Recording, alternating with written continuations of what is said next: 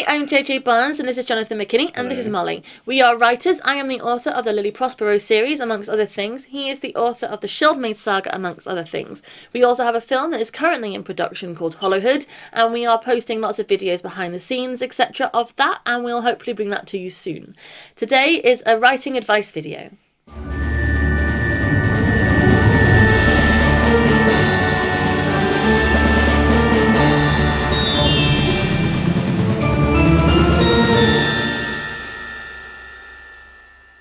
So today we're going to be having a discussion about the fact that reworkings of popular classic stories are very popular. Okay. So it's rewriting stories such as Snow White or Cinderella or Sleeping Beauty Yes. with a modern twist or a dark twist or any of those things. Are you including the sort of almost recreation, live action, sort of Aladdin, Lion King, Jungle Book? Not necessarily, because those are specifically Disney redoing their stories. I'm talking about, you get versions of Snow White. So you've got the Disney one, you've got the one with Thinking Out of Twilight. You get loads of different, you get the sort of the grim, dark ones that are made into books that are, they're sort of gothic sort of twist on those stories. They're very popular. They are loved by audiences, and they are loved to be done. Okay. I'm curious why. What your take on it is. And is it necessary to keep retelling these same stories over and over again, but with a slight twist? I mean, there's a BBC drama of Dracula. And that's another one. Dracula has been done. We have seen it. We've read it. We've watched it. I mean, the kids have loads of children's books. It's not just in adult fiction this is done. We've got, we get bought all these different versions of Cinderella, of Red Riding Hood. We get bought lots of the same book, and we read them all. The kids don't mind that it's all the same story, just different versions. I find it really odd, especially, I think, more in adult fiction. Yeah. And I'm not immune to this in the sense that I have a pilot script called Mirror Mirror. Right. Working title of Mirror Mirror, because it's been, that has been done as well. Yeah. Which is not a retelling of Snow White in any means. It's about, the concept of the pilot is a girl finds the magic mirror, the Wicked Queen's magic mirror from Snow White, and it bestows Wicked Queen powers upon her, which she then finds herself in control of, and doesn't want to be a bad person, but suddenly has this mirror that keeps smiting her enemies. Yeah. Which is great fun. I had a great time writing it. I would love to make it, but I have done this. I also did a series of blogs for a very short time when I was first starting out writing, where I wrote the versions of these classic stories, the Red Riding Hoods, that I told to my daughter. And I was like, I tell my own version of them, the famous story, I tell them to my child. I might as well write them down so that my version, my way of doing it is out there. So I'm not saying I'm above it by any means, but I also don't like it. I've done it. I like my Mirror Mirror script. Right. Believe me, because that is slightly different. That is taking one piece of a story and shoving it into modern day, and I enjoy that. But the rehashing of existing stories it's happening a lot, and I'm not sure why, and I don't like it. Okay. I suspect that the reason why is that a person is more likely to watch a TV show or a film or read a book if they are familiar with the concept, the characters, the title. That may or may not feel true, but I suspect it is true. I think it's the same thing as having an actor's name you recognise. If you can't get a famous face in your story, I mean, especially on screen, but in books, I suppose you haven't got necessarily a famous author's name on the book. But if you recognise the character from the book, you might particularly like Snow White or Cinderella. Right. That's probably it. Yeah. Once upon a time, there was, Schwarzenegger's name in big letters on the poster for the film, and that was going to draw people to come and watch the film. So you have original concepts like the Terminator, others that were less popular like Commando, then others that were, that have endured the same like Predator. But the retelling of the classics. Well, no, what I'm saying is that the Schwarzenegger brought people to the theatre. Right. Now, I think it's fair to say that Marvel brings people to the theatre. I suppose, yeah. Iron Man, the character, works even though he's original to Marvel. As popular as he is, you don't need him because you've got Marvel. You've got the Avengers with or without him. People are going to show up and watch it. But I suppose you're right. Cinderella, the character, acts as the same draw. Yeah, that's exactly the same. Do we need to, in your opinion then, as writers, as creators, step away from retelling classics? Or are classics for a reason because we all love those characters and, oh, goodbye? I think that having the conversation as writers is somewhat futile. Because it's what audiences want? Oh, God. Lol. Because not just what audiences want, because I think audiences actually protest that they don't want this. And yet, there is a lot of this. Whether it is in literally just remaking The Lion King with the same shots and the same songs and the same story, or using Cinderella, Snow White, any of them, Goldilocks. Because a lot of the old classics are in public domain, so you can use them. Yeah, that's why Dracula can show up in all different stories. I because could put Dracula in the Shellmaid saga. No one's going to You can't sue get me sued for that. I mean, it's tempting to do Can it. our characters become public domain? After we've been dead for such a long time. So Lily Prospero, for instance, could become... I mean, I'm bigging myself up here, and I do apologise. Dream big, it's fine. I'm dreaming big. I'm imagining in 100 years, Lily Prospero is a classic character. And public domain, so public people domain. can write her in. So we could get variants on Lily Prospero and the Magic Rabbit, other people's version, other people's retelling, like Cinderella. You get all the different... It probably won't happen, I'm not saying that because to be mean or anything, but I don't think it's going to happen for any kind of new stories because... There's so many. Yeah, well, it's like the... Batman is a very old character, but I can't write Batman into my books. I can't put Batman in a film because then I would be sued heavily. Yeah, sure, but he is... Why can we use... If I wanted to put Cinderella in something, I could. Yeah, I don't know the legal minutia. I mean, I wouldn't want to...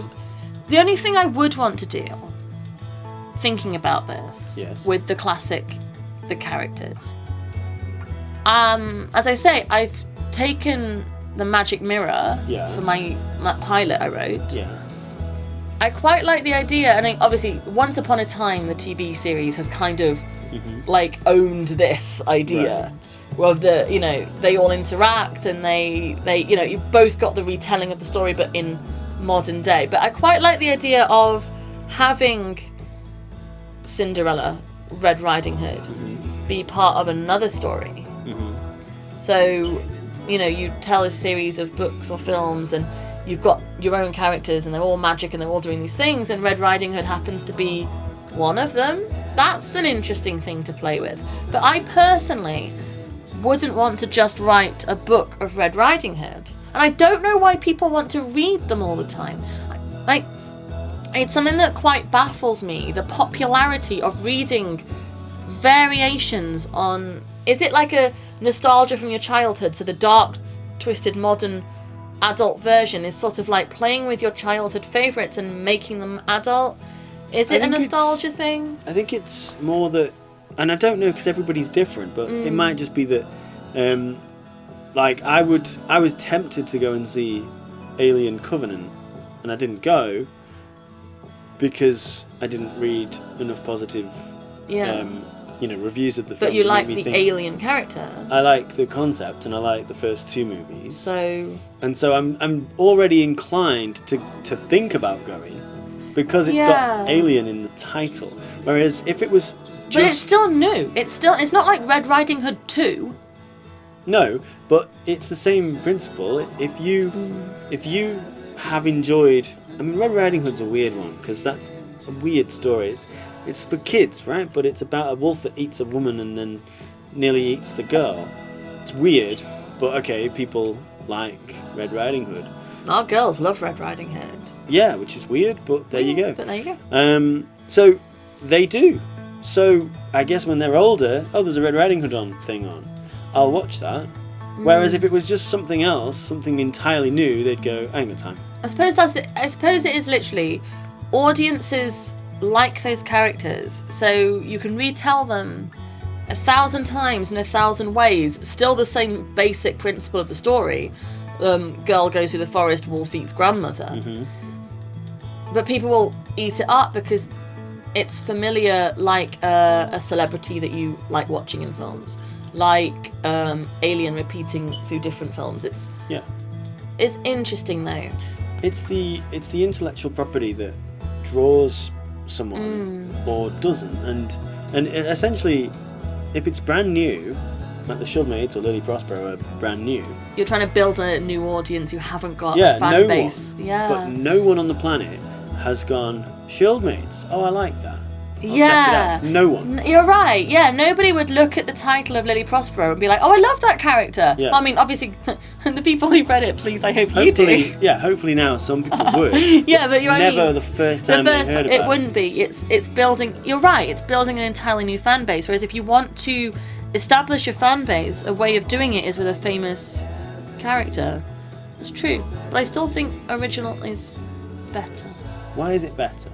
Because it's new. It's not. I don't want to say it's lazy because that's really like slamming on other writers, and I don't want to do that because I don't like. Storytelling isn't lazy. I've written Unholy Water has a hundreds of years old vampire in it. If I'd used Dracula instead of Aliester, made up vampire, then it wouldn't have been any less work. No, you're right. Like, except for trying to find a name for the guy. That would have been... And possibly some backstory. Yeah. But it's not lazy. No, it's not. As I said, I don't think lazy is the right word. I just think, as creators, we can't... We should be creating, not... I mean, what we should... I suppose that's really unfair as well, because why should we? Like, if you want to write that, write it. I think... Bringing original stories and original characters into this world, writing books that are new is such a beautiful thing to do because those characters already exist. Bring new life into the world. And anyone who does appreciate Lily Prospero or the Shieldmaids is doing it simply because of your work or mine. Yeah. And nobody else's. Yeah, they haven't carried a historic knowledge, or they aren't bringing I know the wolf eats grandma. Yeah. They aren't bringing anything in with it, any expectations, any hopes. They are just purely in for the ride, the experience. All of this said, if I got an opportunity to make a Batman film or write the comic book every month, I would jump at that chance because that would be really good fun for me. So it's an interesting sort of thought, though. What if you are writing a reworking of a classic? I'm sorry if you think I'm calling you lazy. I'm not. I'm just curious. Tell me why. Tell me what it is about doing it that appeals to you. Well, what is it about watching it? I can tell you about why I would want to make a Batman film. Go on then.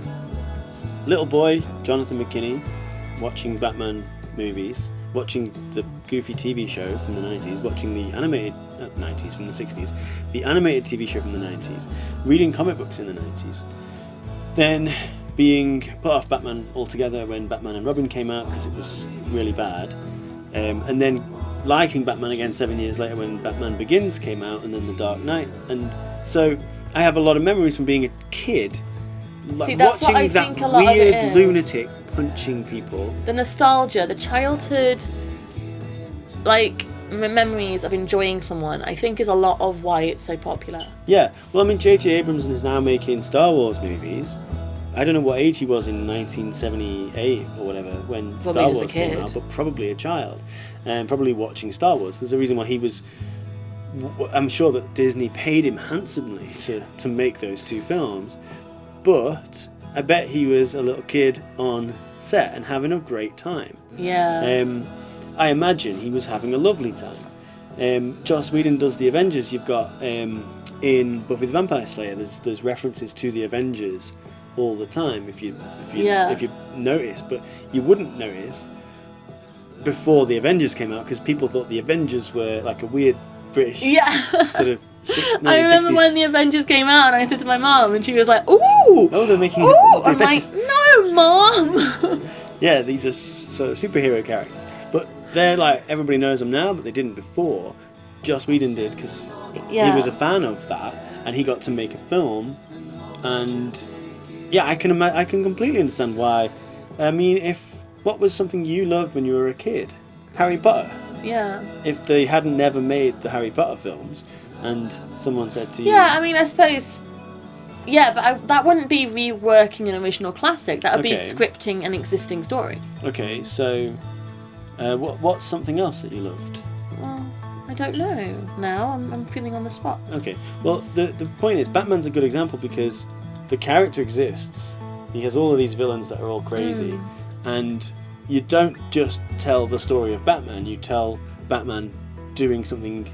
Yeah, but that's different. As I say, that is completely different. Why? Because if you tell the story of Red Riding Hood, it's not Red Riding Hood going out and fighting different villains. That is the story. Red Riding Hood is a story. It is not Red Riding Hood going out in the world and fighting crime. Well, that's Harry Potter then. Like, if you're making the film of Harry Potter and the Philosopher's Stone, you're making the film of Harry Potter and the Philosopher's Stone. Yeah, but that's not what I'm saying. I'm not saying adapting a book into a film. That's a different art form. Okay. I'm saying writing the book of Harry Potter again. Right, okay. But slightly changed to suit your own favourite bits of it, basically. I don't know.